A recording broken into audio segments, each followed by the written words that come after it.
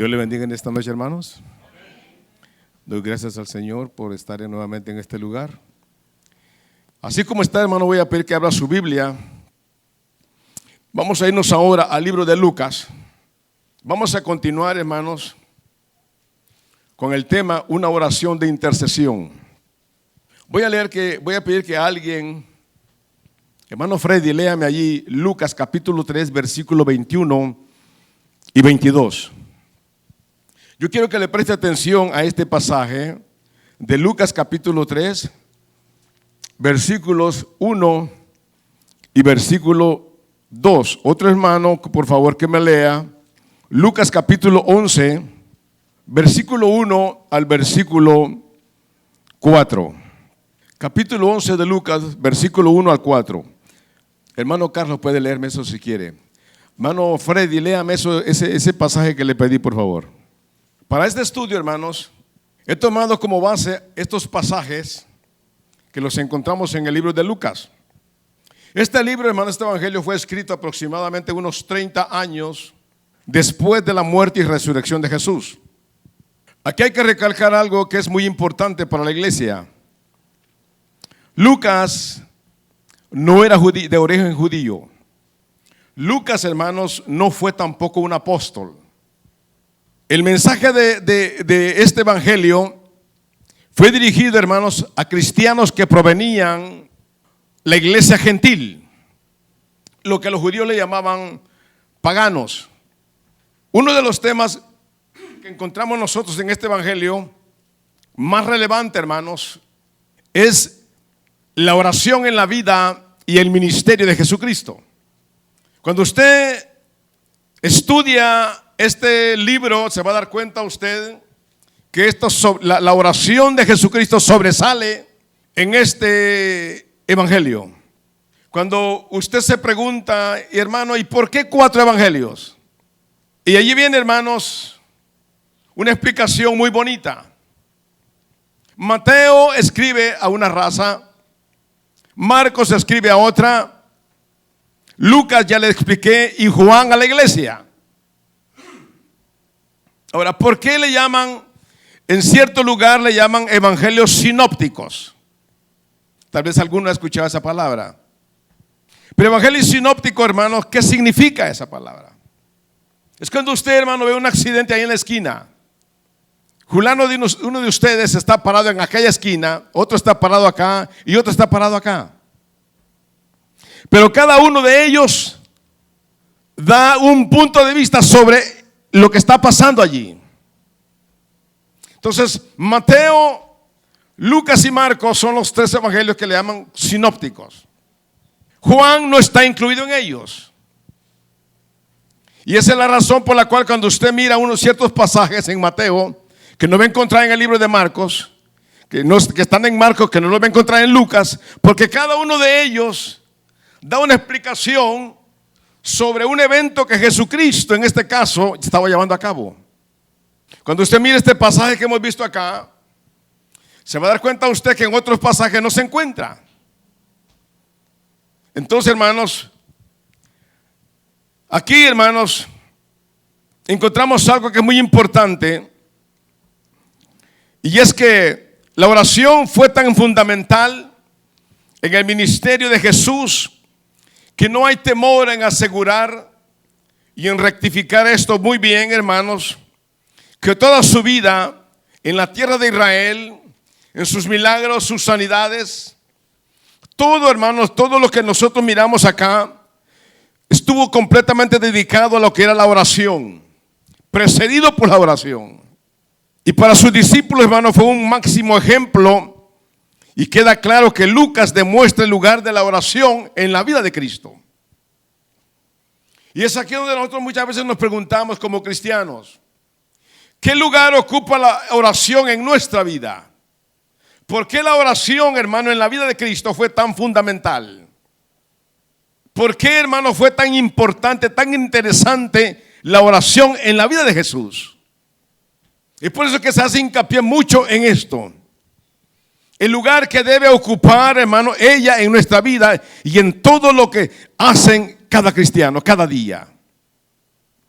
¿Por qué dice la Biblia, hermano, que tenemos que orar a Dios en todo tiempo? ¿Por qué? Y pasajes como estos, hermano, que nos enseñan lo que es la oración en la Escritura. Si usted toma en cuenta, hermano, el versículo 21, la última expresión que aparece ahí, ¿cuál es? Aconteció que cuando todo el pueblo se bautizaba, dicen, también Jesús fue bautizado. Y llorando, dice, el cielo, ¿qué dice? Y llorando, dice, el cielo se abrió. Yo quiero que usted tome en cuenta esa parte. Yo quiero que usted le preste mucha atención a ese, cómo fue que principia Jesús en su ministerio. Y llorando, dice, el pueblo, los cielos, dice, se abrieron. ¿Qué tanta importancia entonces tiene la oración en nuestra vida? Yo quiero que en esta noche reflexionemos sobre este tema que hemos traído siempre. El tema de lo que es la oración de intercesión. Si usted se pone a examinar cada oración que hicieron aquellos hombres en el Antiguo Testamento, la oración que Jesucristo hace, el pasaje que tocábamos la semana pasada acerca de este tema, se va a dar cuenta usted que siempre está hablando de una oración intercesora. Y esto, hermanos, es muy importante de que nosotros lo podamos aprender. Y por eso quiero que en esta noche, hermanos, reflexionemos un poco sobre la vida de oración de Jesús y cómo lo preparó para cada evento en su vida. A pesar de que Él era Dios encarnado, como dice la Biblia, sin embargo tuvo necesidad de la dependencia del Padre. Siempre dependió del Padre. Por eso el capítulo 11 de Lucas, cuando dice Padre nuestro que estás, Él está enseñando allí a la oración a sus discípulos, porque ellos le hacen una pregunta: Señor, enséñanos. Enséñanos a orar, Señor, le dice. Así como Juan enseñaba a sus discípulos. Qué tan importante es aprender lo que es la oración. No es solamente tomar mi Biblia, venir a la iglesia, sentarme, levantarme e irme nuevamente, sin antes prestarle mucha atención a ciertas cosas que son muy importantes en la Biblia para nuestra vida. ¿Qué papel juega la oración en nuestra vida? ¿Qué tanta importancia le prestamos a la oración en nuestra vida? ¿Por qué dice la Biblia allí? Y llorando el cielo se abrió, dice. ¿Qué había ocasionado que el cielo? Yo le pregunto a usted, ¿cuál es la palabra contraria a abrir? Cerrar. ¿Por qué dice que se abrieron los cielos? Vámonos un poquito a la historia atrás. Váyase conmigo a Génesis. Cuando usted mira Génesis capítulo 3, usted va a encontrar ahí una pareja que Dios creó, llamado Adán y Eva. Ellos fueron puestos, hermanos, en un lugar muy especial. Y aquí es importante, hermanos, decir algo. Ellos habían sido puestos en un lugar llamado el huerto del Edén. Dice la Biblia que cuando Dios quería hablar con ellos, la voz de Dios se paseaba en el huerto, dice. Dios venía, dice, y hablaba con ellos por las tardes. No había ningún obstáculo. No había nada que se interfiriera. No había nada, hermanos, que se interpusiera en ellos, entre la pareja y Dios. No existía nada de eso. No había quien pudiera interferir en aquella conversación. No existía nada. Pero cuando usted llega al capítulo 3 de Génesis, encuentra usted una situación bien caótica. Y donde Satanás viene, hermano, y tienta a Eva.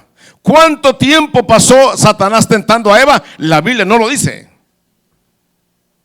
Pero me imagino que fue un buen tiempo, hermano, que Satanás estuvo viniendo a través de aquel animal llamado serpiente, que estuvo llegando y llegando y llegando y llegando hasta que la hizo caer.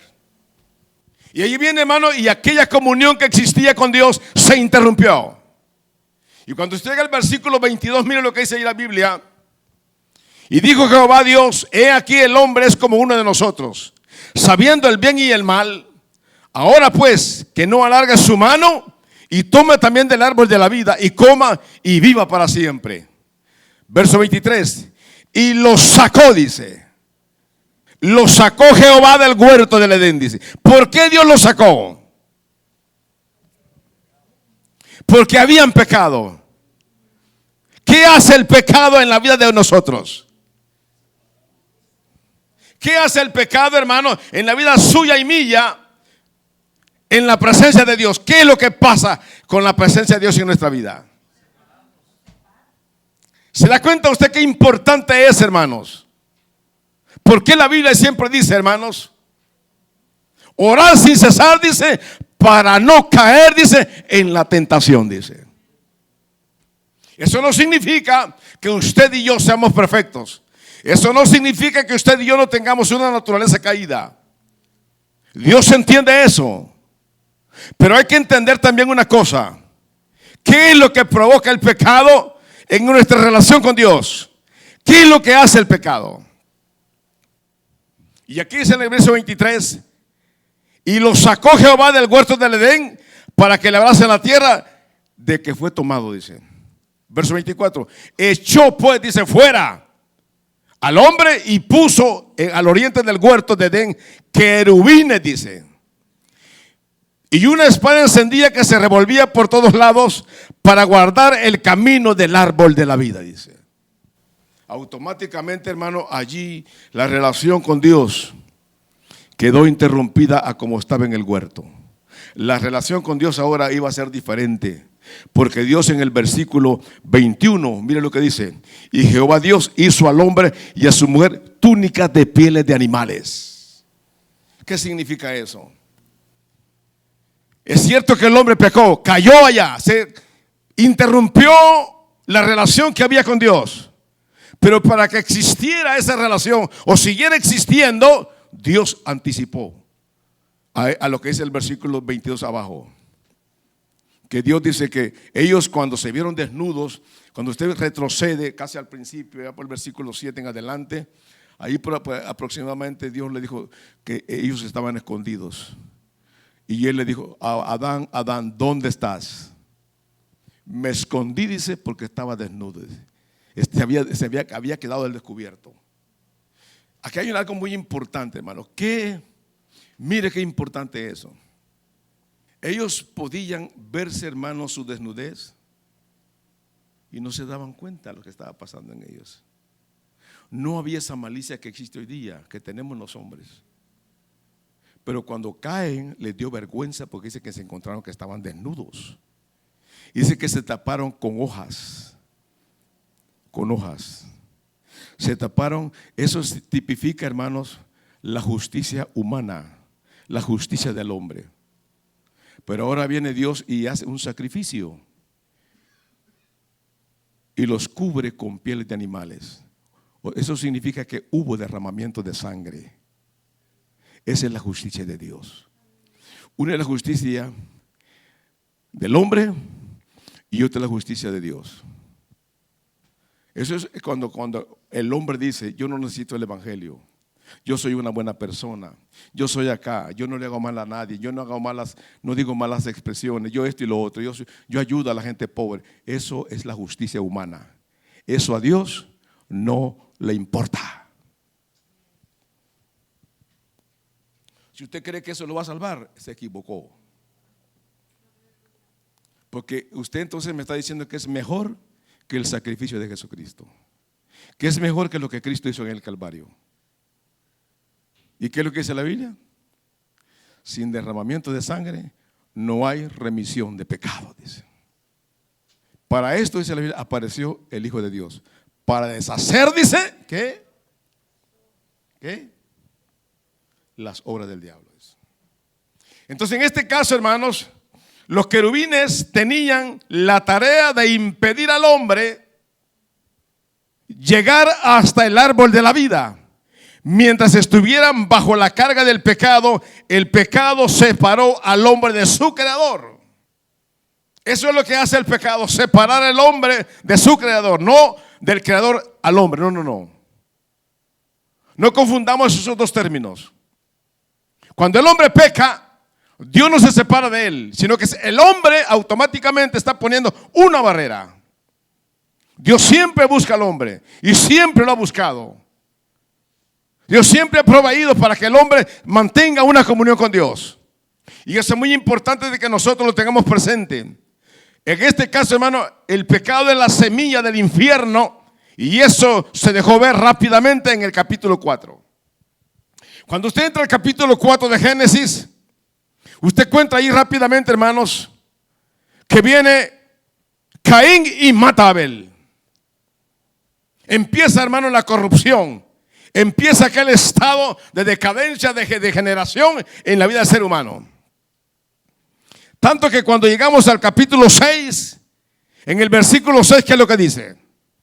Cuando usted mira allá en Génesis, dice la Biblia que Jehová se arrepintió de haber hecho al hombre en la tierra y le dolió en su corazón, dice. Porque el hombre se había corrompido a tal grado, hermanos, que empezó a derramar sangre y a derramar sangre. Y podemos ver la situación del mundo como se encuentra ahorita. Algo que nosotros tenemos que entender, hermano, es que el pecado trae separación de Dios. El pecado separa al hombre de Dios. Porque es el hombre que peca. Y cuando el hombre peca, hermanos, automáticamente lo que está haciendo allí es poniendo un gran abismo de separación entre él y Dios. Eso es, hermano, lo que es el pecado. Que el pecado trae, hermano, separación con Dios. Ahora, en Juan capítulo 2, primera carta de Juan, en el primer libro de Juan, capítulo 2, versículo 1 dice: hijitos míos, si alguno hubiere pecado, dice, abogado tenemos para con el Padre a Jesucristo el justo, dice. Pero note lo que dice allí: si alguno hubiere pecado, dice. Ahora, cuando usted va al capítulo 3, versículo 8, dice allí: el que practica el pecado es del diablo, dice. ¿Qué diferencia es, hermanos, en esos dos versículos? Yo le decía anteriormente a usted hace un momento que nosotros no somos perfectos. Cometemos errores y a diario. Cometemos pecados a diario, porque la misma Biblia nos lo enseña. Hijitos míos, dice, si alguno hubiere pecado, dice, abogado tenemos para con el Padre a Jesucristo el justo. ¿Por qué? Porque tenemos una naturaleza caída. Tenemos una naturaleza inclinada hacia el pecado. Todavía nuestra naturaleza no ha sido transformada todavía. Mientras vivamos en este mundo, siempre tenemos que considerarnos personas que estamos expuestos a caer en tentaciones. Pero cuando mira usted en Juan, capítulo 3, en esa primera carta, en el versículo 8 dice: el que practica el pecado es del diablo, dice. ¿Qué es practicar el pecado? ¿Qué es hacer el pecado? ¿Y qué es practicar el pecado? Son dos cosas diferentes. Pecar, por como decimos, yo le digo algo a usted que a usted no le gustó y usted viene y me responde me da una respuesta un poco fuerte, más pesada. Ahí entra el Espíritu Santo o la conciencia y empieza a redarguirnos: estás mal, estás contestando mal, estás hablando mal. Ahora, practicar el pecado, ¿qué es? Es como cuando Jesucristo dijo, y esto no es practicarlo, pero Jesucristo dijo: el que mira a una mujer para codiciarla, ya pecó con ella en su corazón. Y usted automáticamente, el Espíritu Santo viene y le redarguye su conciencia. Y usted va y pide perdón a Dios. Pero practicar el pecado, ¿qué es? Esa es otra cosa. Es estar cayendo siempre en lo mismo. Le dicen: hermano, no haga eso, mire, está mal usted, ¿a usted qué le importa? Y sigue la persona. Es como cuando usted no tiene a Cristo en su corazón. El hombre, por ejemplo: mira, no te acuestes con la mujer de tu prójimo, porque es la esposa. ¿Y a vos qué te importa? Vos déjame. Eso es practicar el pecado. Entonces, ahí vemos nosotros la gran diferencia que existe, hermano, en lo que está hablando aquí la Biblia. Entonces, hermanos, el pecado, le decía yo a usted, trae separación con Dios. Y eso es muy importante de que nosotros, hermanos, lo mantengamos presente. ¿Qué es lo que hace el pecado en la vida nuestra? ¿Qué es lo que hace el pecado en la vida de una congregación? ¿Qué hace el pecado en nuestra vida, en nuestro medio? Y ese es un problema, hermanos. Porque cuando nosotros miramos este tipo de situaciones, y voy a tocar un punto aquí. El Salmo 133 dice, y el otro día yo he hablado sobre eso: mirad cuán bueno y cuán delicioso es habitar los hermanos juntos y en armonía. Pero cuando hay una cosa, y usted sigue leyendo allí más abajo, y dice, es como el buen óleo sobre la cabeza de Aarón. Y sigue hablando allí, hermano, lo que es el buen óleo. Cuando la unción del Espíritu Santo viene, cuando la presencia de Dios viene y desciende en una congregación y no hay pecado, el Espíritu Santo viene, hermano, y empieza a ministrar a cada vida. Pero cuando en un miembro, hermanos, está viviendo mal delante de Dios, únicamente por ese miembro la presencia de Dios se interrumpe. Cuando nosotros miramos acá, hermanos, que decimos que el pecado trae separación, yo quiero que sigamos más adelante. Váyase conmigo al libro de Ezequiel. La misión de Ezequiel en este momento, hermanos, fue explicarle al pueblo y justificar el motivo por el cual ellos habían sido llevados a cautiverio. ¿Por qué el pueblo de Israel fue llevado a Babilonia? Y fue debido, hermano, a las abominaciones, a los actos por los cuales otras naciones habían sido borradas. Cuando usted mira Deuteronomio capítulo 28, parece que es, allá por el versículo 9, habían pueblos allí, hermanos, y Dios les dice esto a ellos. La vez pasada yo predicaba sobre esto en una vigilia. Y ahí le dice Dios a su pueblo. Mira lo que es en el versículo 9 del capítulo 18 de Deuteronomios. Cuando entres a la tierra que Jehová tu Dios te da, no aprenderás, dice, a hacer según las abominaciones de aquellas naciones. ¿A qué naciones se está refiriendo aquí la Biblia? Cuando todo lo que es el territorio de Israel, ellos lo iban a ocupar, ellos iban a entrar, ellos venían, hermanos, en la peregrinación de Egipto para tomar su territorio. Y las naciones que habían en aquel tiempo, hermano, eran los jebuseos, los heveos, un montón de que terminan en heveos, como decimos. Eran varios pueblos. Y dice allí, hermano, en el verso 9, no aprenderás a hacer según las abominaciones de aquellas naciones. ¿Por qué? Y sigue diciendo, no sea hallado en ti quien haga pasar a su hijo o a su hija por el fuego, ni quien haga pasar a su hijo, ni quien practique adivinación, ni agorero, ni sortílego, ni hechicero, ni encantador, ni adivino, ni mago, ni quien consulte a los muertos, porque es abominación para que Jehová cualquiera que hace estas cosas. Ellos, hermano, eran un pueblo especial. Note usted, hermano, que Dios le está prohibiendo al pueblo de Israel. Y Ezequiel está hablando aquí explícitamente. ¿Cuál fue la razón por la cual Dios permitió el cautiverio en Babilonia por 70 años? ¿Por qué Dios permitió que este pueblo fuera llevado a Babilonia? Porque ellos, hermanos, habían llegado a estos pueblos. Y mire hasta qué grado habían llegado ellos de contaminarse. Este pueblo se había contaminado tanto, a tal grado que hastiaron a Dios. Como decimos, le colmaron la paciencia a Dios. ¿Aprendieron el castigo? Lo aprendieron. Pero tuvieron que pasar varias cosas para que ellos aprendieran esto. Y usted se va a dar cuenta. ¿Qué fue lo que a ellos los separó? La presencia de Dios. La acción de ellos. La forma de actuar de ellos. La forma de vivir de ellos. Hizo que la presencia de Dios los abandonara.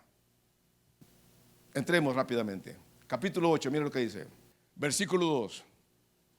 Y miré aquí una figura que parecía de hombre. Desde sus lomos para abajo fuego, y de sus lomos para arriba parecía resplandor. Y el aspecto de bronce refulgente, dice. Y aquella figura extendió la mano y me tomó por las guedejas de mi cabeza, dice. Y el Espíritu me alzó entre el cielo y la tierra y me llevó en visiones de Dios a Jerusalén. En este caso Ezequiel, hermanos, y Daniel ya estaban en cautiverio. Estos dos profetas. Ya Daniel había sido llevado 9 años antes. Después llega Ezequiel. Estos eran los príncipes del pueblo de Israel en aquel tiempo. Nabucodonosor, hermanos, se llevó la mejor raza que había, la gente más inteligente, la gente más, como decimos, usted me entiende, esa la dejaron. Ahora mire usted la clase de personas que este hombre se llevó para el cautiverio.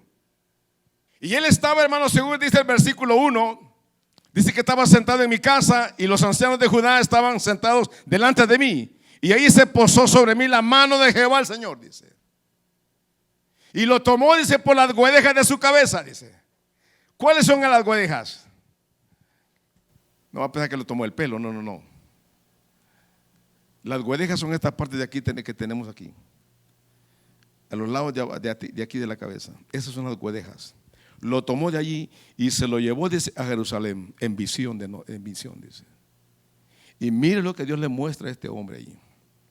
Mire la situación en que este pueblo de Israel estaba. Dice el versículo 7. Y me llevó a la entrada del... versículo 3. Y aquella figura extendió la mano y me tomó por las guedejas de mi cabeza. Y el Espíritu me alzó entre el cielo y la tierra y me llevó en visiones de Dios a Jerusalén. A la entrada, dice, de la puerta de adentro que mira hacia el norte, donde estaba, dice, la habitación de la imagen del celo, la que provoca a celo. ¿Cuál era esta imagen? Mire usted, hermano, lo que los sacerdotes habían metido a la casa de Dios. Nomás vea usted, hermano, la condición espiritual en que esta gente se encontraba en ese tiempo. ¿Por qué Dios los abandonó a ellos? Vea usted qué importante todo esto. ¿Por qué es tan importante, hermano? Que mire el pensamiento que saqué de ese versículo 21 de Lucas 3. Cuando dice que cuando Jesucristo oró, el cielo se abrió. Y decíamos que lo contrario de abrir es cerrar. Cuando aparece Jesucristo en escena, los cielos estaban cerrados. Debido, hermano, a la condición moral del hombre. Y en este caso, hermano, debido a la condición del pueblo de Israel. Y que podamos mirar nosotros lo que el pecado hace en nuestra vida. ¿Cuál es la imagen del celo en este caso? ¿Quién era la imagen del celo? Dice la que provoca celos. Existía un ídolo, hermanos, que para los hebreos era llamado Astarte. O Astarte, como quiera llamarle. Para algunos estos nombres pues son muy extraños. Pero para los cananeos existía otro nombre que era al mismo ídolo que se llamaba Astoret. Ese era para estas dos razas. Y también, hermano, esta Astoret para los cananeos era la diosa del amor pervertido. Y también, hermanos, se conoce como Acera, la imagen de Acera, que era la parte principal de un culto a la prostitución. Vea usted, hermano, lo que se practicaba dentro del templo. Cuando usted llega al versículo 7 del capítulo 8, dice la Biblia allí, y me llevó a la entrada del atrio y miré y he aquí en la pared, dice, un agujero. Y me dijo: hijo de hombre, cava ahora en la pared. Y cavé en la pared, y he aquí una puerta. Me dijo luego: entra y ve las malvadas abominaciones que estos hacen allí. Dice el versículo 13: y me dijo después: vuélvete aún y verás abominaciones mayores que estas aún. Verso 14: y me llevó a la entrada de la puerta de la casa de Jehová, que está al norte, y he aquí mujeres que estaban allí endechando a un dios llamado Tamuz. Vea usted, hermano, la condición en que se encontraba el templo de Jehová, lo que los sacerdotes se habían metido dentro de ese templo. ¿Sabe cómo viene siendo esto hoy día? Esto viene siendo, hermano, como que el hermano pastor venga, los hermanos pastores vengan acá, y usted sentado allí, y le traigan aquí unas mujeres y unos hombres vestidos de mujeres, y las mujeres vestidas de hombres. Que les pongan allí, hermano, en vez de tener esos cuadros, que les pongan mujeres desnudas allí. Que les pongan hombres desnudos aquí a las mujeres. Y todos aplaudiendo. Qué bueno. Esa era la condición de este pueblo. Esa era la situación en que ellos habían caído. Tamuz, hermano, ¿quién era Tamuz? Era, hermano, lo que le llaman el Adonai babilónico. Ese era, hermano, este ser llamado Tamuz, el consorte o el marido de la diosa Venus. ¿Por qué estoy diciéndole todo esto a usted? Ahora quiero que suba al versículo 4. Y he aquí, dice, estaba allí la gloria de Dios de Israel, como la visión que yo he visto en el campo, dice. Note lo que está hablando allí. Allí estaba también la gloria de Dios, pero estaba también, hermano, aquellas abominaciones dentro del templo. Ahora, vaya al capítulo 9 allí. Mira lo que es el versículo 9 en el versículo 3. Y la gloria del Dios de Israel se elevó encima del querubín, dice. Vea usted, hermano, la actitud de Dios. Al ver, hermanos, este tipo de abominaciones, al ver este tipo de situaciones dentro del templo, vea usted la actitud de Dios. Capítulo 10, versículo 4. Entonces la gloria de Jehová se elevó, dice, encima del querubín, dice. Verso 18. Entonces la gloria de Jehová se elevó de encima del umbral de la casa y se puso sobre los querubines, dice. Note usted, hermano, lleve la secuencia de lo que yo le estoy tratando de enseñar en esta noche. Esto no es ningún cuento. Esto no, no lo traemos acá, hermano, para entretenerlo a usted, sino para que usted aprenda, para que usted entienda, hermano, lo que es la vida cristiana, lo que es Dios, lo que Dios quiere para la iglesia. Esto no es cuestión, hermanos, como leía al principio yo, de indulgencias. Traiga tanto que no importa la vida que usted lleve, Dios así lo va a salvar. Momento, eso no es así. Versículo dice bien claro allí. Entonces la gloria de Jehová, dice, se elevó encima del umbral de la casa y se puso sobre los querubines. Note usted, hermanos, cómo la presencia de Dios se fue yendo poco a poco. Primero dice el versículo 4, verso 8, capítulo 8, verso 4, dice, y aquí, allí estaba, dice, en la casa de Jehová, allí estaba, dice, la gloria de Dios, dice. Pero cuando Dios ve eso, hermanos, Dios empieza a irse. Dios empieza a elevarse. Leíamos el versículo 18. Ahora el verso 19, miren lo que dice. Y alzando los querubines sus alas, se levantaron de la tierra delante de mis ojos. Cuando ellos salieron, también las ruedas se alzaron al lado de ellos. Y se pararon a la entrada de la puerta oriental de la casa de Jehová. Y la gloria del Dios de Israel estaba por encima de ellos. Vaya al capítulo 11. Por favor, capítulo 11. Verso 23. Y la gloria de Jehová, dice, se elevó de en medio de la ciudad y se puso sobre el monte de que está al oriente de la ciudad. ¿Qué monte era este? Este era el monte de los olivos, Note usted, hermano, cómo la presencia de Dios fue abandonando a este pueblo. Note usted, hermano, lo que el pecado hace en la vida del ser humano. Note usted, hermano, lo que el pecado hace en la vida de la iglesia cuando el cristiano o cuando aquella iglesia no entiende lo que Dios habla en su palabra. ¿Por qué es importante que nosotros podamos entender estas cosas? ¿Por qué? Yo no me saco nada. Yo estudio mi Biblia. Yo lucho.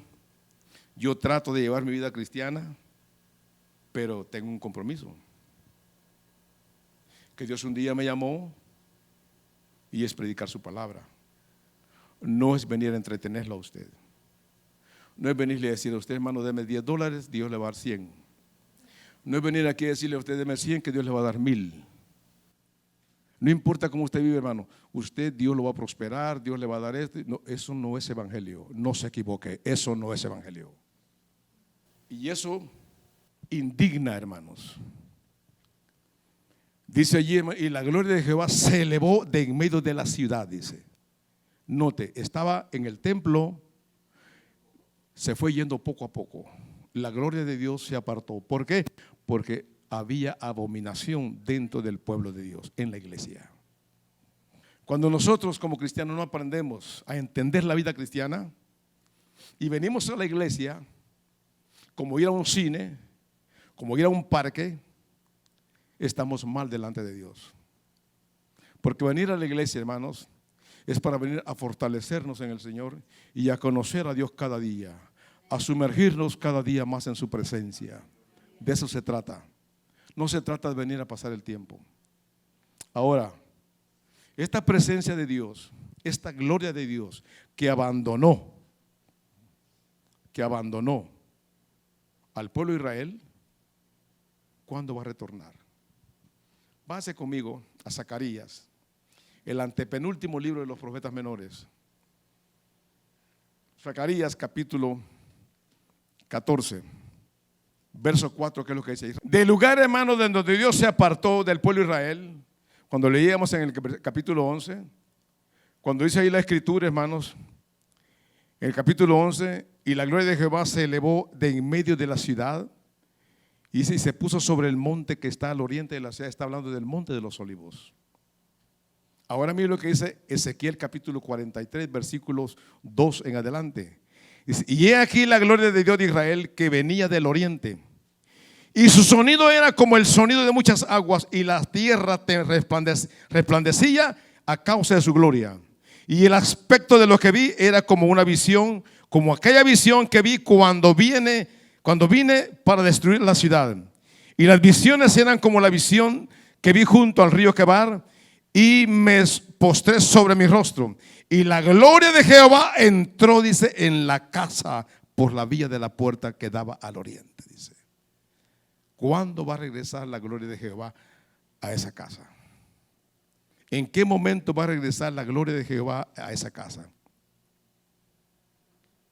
Aquí nos damos cuenta nosotros, hermanos, lo que provoca el pecado en nuestra vida. Con nuestras acciones malas y pésimas, lo que hacemos es, hermanos, cerrar los cielos. Eso es lo que hacemos. Y eso fue lo que pasó con este pueblo. Porque cuando llega Malaquías, va hacia el libro de Malaquías, Malaquías se presenta, hermanos, otros problemas. Y era, hermanos, no este, sino que el pueblo de Israel había descuidado la casa de Dios. Los sacerdotes se habían vuelto indiferentes y degenerados. Cuando usted mira el libro de Malaquías, hermanos, los sacrificios eran inferiores. Presentaban a Dios el animal enfermo, ciego, perniquebrado. Le daban lo peor a Dios.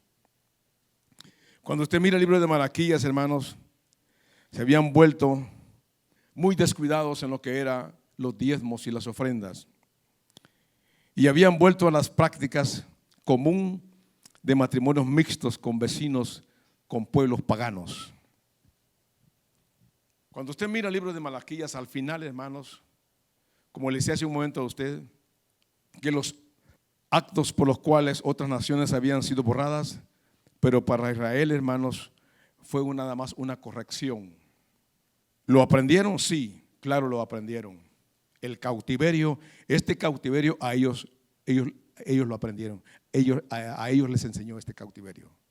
Porque si usted se da cuenta, hermano, después de esto, hasta el día de hoy, no ha existido este pecado en ellos. Ellos aprendieron eso. Cuando usted llega al libro de Malaquías, fueron otros problemas. Vaya usted conmigo al libro de Malaquías. El Antiguo Testamento concluye, hermanos, con una profecía de la venida de Elías, capítulo 4, versículos 5 y 6. Que era Juan el Bautista, venía con el espíritu de Elías, quien sería el precursor del Mesías. Y luego vemos que cae la cortina sobre la revelación del Antiguo Testamento, para no levantarse hasta que hayan pasado 400 años. Y lo que se cree que existe, hermano, entre el Antiguo y el Nuevo Testamento. Pasaron 4 siglos, 400 años que no se escuchó voz de Dios. Dios, hermanos, como quien dice, se ocultó. Dios ya no se manifestó, hermanos.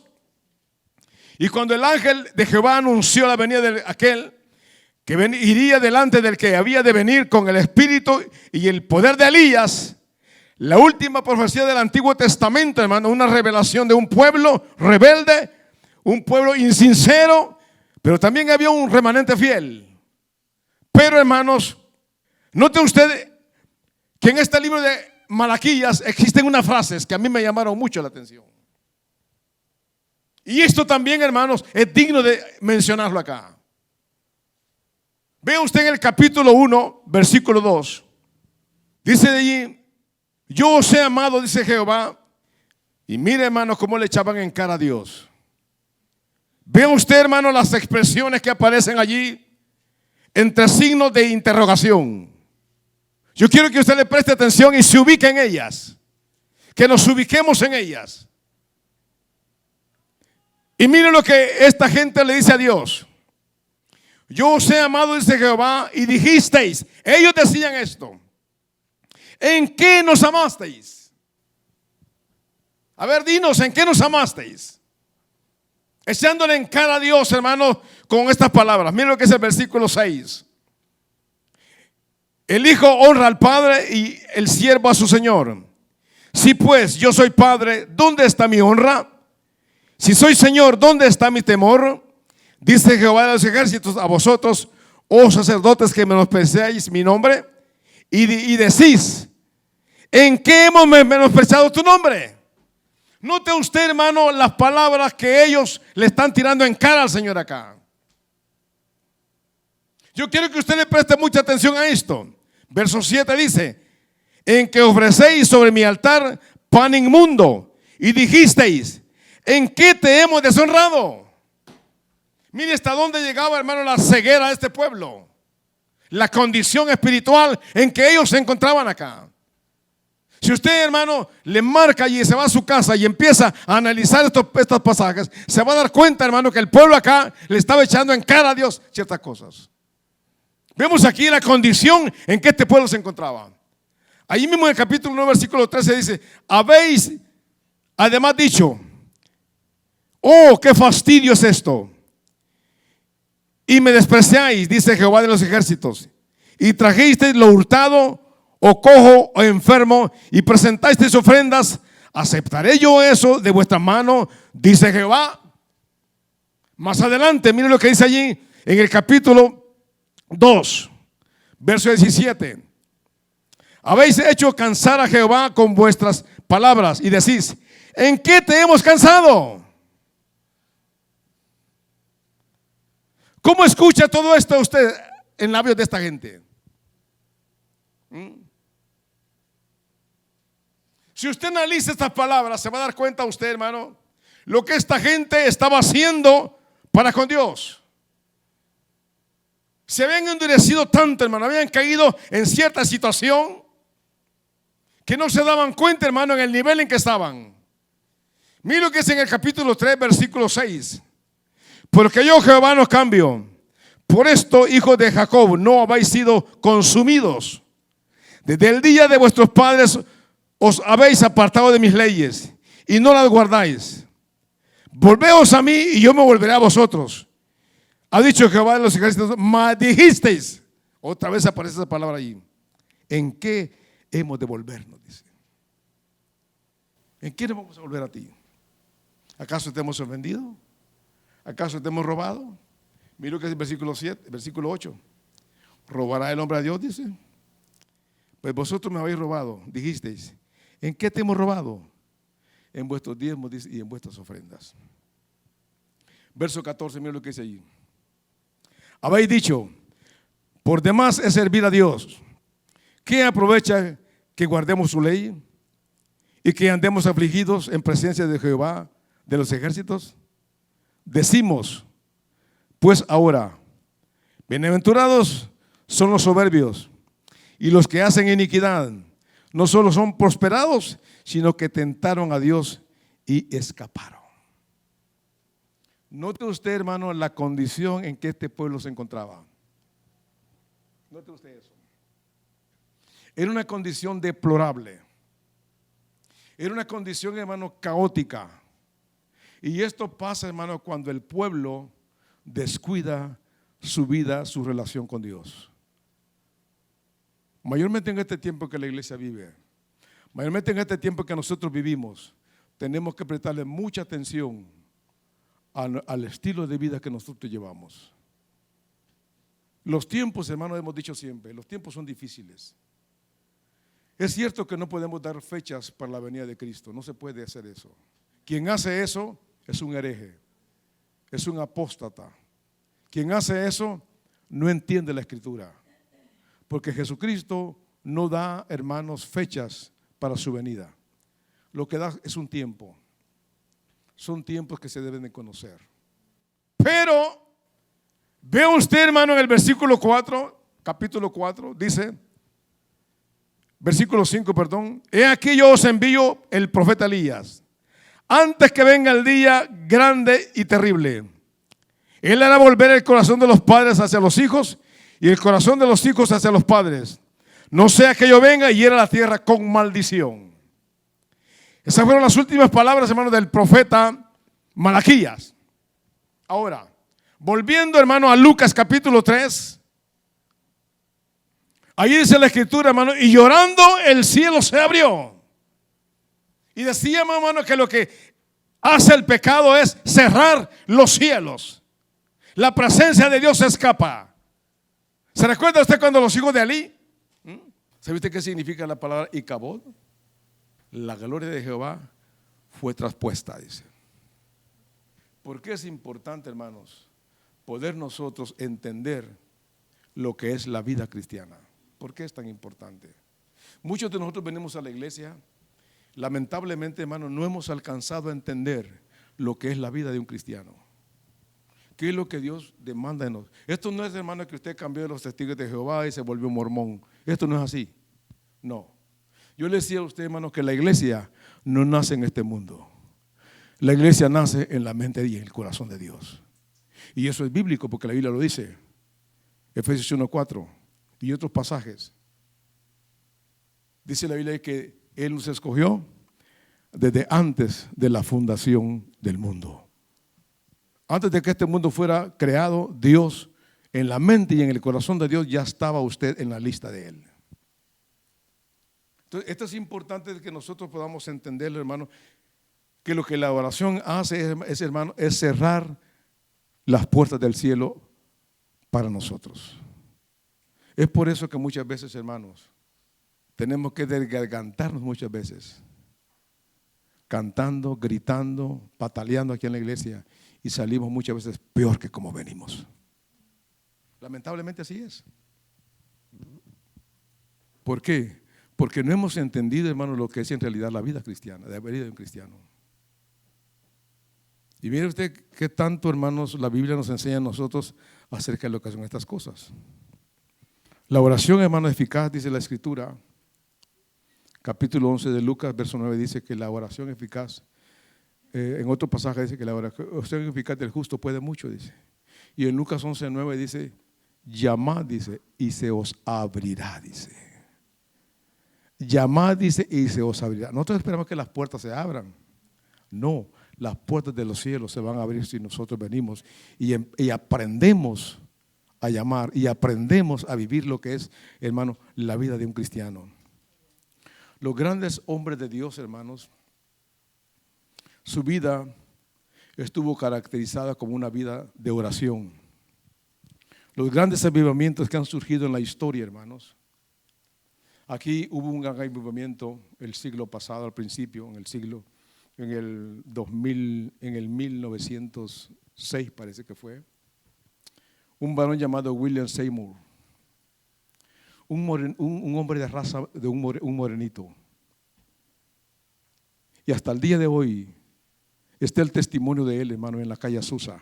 Se han escrito libros, nacieron grandes concilios de la iglesia cristiana. Todavía dicen que cuando usted entra a esa casa se puede sentir la presencia de Dios de una manera muy linda. Y yo estoy por querer ir a ese lugar. Yo no me debo de morir sin antes ir a ese lugar. Yo quiero ir a ese lugar. Yo amo la presencia de Dios. Yo anhelo la presencia de Dios. Yo, hermano, lloro, me desvivo. Yo le digo a veces, yo ya estoy viejo, Señor, ya estoy grande. Yo sé que mis días ya están cortos. Yo quisiera, Señor, le digo yo, morirme orando. Yo quiero morirme en un altar. A mí el mundo no me importa. Han pasado años y yo siempre tengo en la mente, ahí las 24 horas del día, ahí está Dios en mi mente, ahí está Dios, todo el tiempo ahí está Dios, ahí está Dios, ahí está. Y es muy importante que nosotros podamos entender estas cosas. ¿Por qué, hermano, esta gente rompió rodillas clamando por un avivamiento? Cuenta la historia de un varón que Dios le dijo, vete a Suecia, ahí te voy a usar. Y se fue a Suecia. Y aquel varón empezó a caminar por las calles, orando, clamando a Dios, día y noche. Señor, ¿para qué me trajiste acá? No hay nada acá. Nadie se convierte, Señor. Yo les predico, nadie quiere. Y aquel hombre caminaba y lloraba. Pasó un año, pasaron 2 años, pasaron 5 años, pasaron 10 años, 15 años. Y aquel hombre, hermano, insistía en eso. Clamando y clamando y clamando a Dios, clamando y clamando a Dios. Cuando llegó a la edad de 23 años de estar en esa ciudad, un día caminando en una esquina, por una esquina, dice que miraba a él para atrás y eran multitudes las que lo seguían. Y él entendió. Cuando se volteó, les empezó a hablar. Empezó a hablar y ahí mismo la gente cayó tendida, cayó de rodillas, quebrantada. Dice que los dueños de las factorías tenían que cerrar con candado las puertas, porque cuando ese hombre pasaba, la gente salía, dice. Pero aún las puertas que estaban con candado, cuando ese hombre pasaba, se rompían los candados y la gente salía. Vino un momento que llegó el avivamiento que Dios usó a ese varón. Hay hombres en la historia, hermanos, como Evans Robert, el hombre que llevó el avivamiento a Gales en el 2004 al 2005. En el 1904. Lo mismo le pasó a Evans Roberts, un hombre que Dios usó grandemente. Mientras pasaba eso allá, aquí se soltaba otro avivamiento. Pero son hombres, hermanos, que han marcado la historia. Son hombres que se han metido y han entendido en sí lo que es la oración. Cuando hay un pueblo, hermano, cuando hay una persona que entiende lo que es la oración en su vida, esa persona nada lo va a mover de allí, nada. Esa persona se va a meter en su corazón eso, hermanos. Se lo va a meter, como decía ese hombre, Señor, ¿me das a Suecia o me muero? Esa era la oración de él. ¿Me das a Suecia o me muero, Señor? Le decía. Esa era la oración de él. Y todos los días, mes tras mes, año tras año, o me das o me muero. Hasta que de repente dice que Dios soltó la unción en su vida. Y empieza aquel mundo, gente, hermano, a convertirse al Señor. Y vino ese avivamiento en ese tiempo. Y así, hermano, han surgido grandes avivamientos a través de la historia. Y todo eso es muy importante que nosotros como iglesia lo podamos entender. Que el evangelio no es llevar una vida, hermanos, descuidada. No, sabiendo que la venida de Cristo está a las puertas. ¿Usted cree que es bonito lo que estamos viviendo ahorita? No. ¿Y usted cree que esto se va a arreglar? Esto no se arregla, hermano. Esto va para peor. Si aquel que tiene esperanza de que se sale y lo decepciona con lo que le dije, A mí no me interesa si se decepcionó o no, pero esto va para peor. No se equivoque. Y para la iglesia es magnífico que esto pase. ¿Por qué? Porque eso está escrito en la Biblia. Guerras y rumores de guerra, dice. Terremotos, dice, en diferentes partes del mundo, dice. Pero mientras todo esto pasa, la iglesia tiene que estar doblando rodillas, clamando a Dios. ¿Por qué? Porque su Redentor, tarde que temprano, se abren los cielos y levanta su iglesia. Y eso es muy importante de que nosotros lo mantengamos en mente. Que usted no pertenece a este mundo. Estáis en el mundo, dice, pero ya no soy del mundo, dice. Ya no soy del mundo, dice. ¿O cuántos se consideran del mundo? ¿Cuántos quieren vivir todavía en este mundo? ¿Cuántos quieren, hermanos? ¿Nadie? ¿Cuántas veces nos hemos preguntado nosotros por qué nuestras oraciones no tienen respuesta? ¿Cuántas veces nos hemos preguntado por qué mi oración no tiene respuesta y tengo tiempos pidiéndole a Dios por esto y esto y esto? Cuando usted mira el libro de Santiago, hermano, la Biblia dice, en el capítulo 4, versículo 3, dice, pedís y no recibís, dice, porque pedís mal para vuestros deleites, dice. No pedimos ni siquiera para el vecino, es para nuestros deleites nada más. Y todo esto, hermano, es muy interesante de que nosotros lo podamos entender. ¿Por qué? Porque todo esto es para nosotros. Lo único que tenemos que hacer es saber entender que Dios quiere bendecirlo a usted y a mí. Amén. Denle un aplauso al Señor.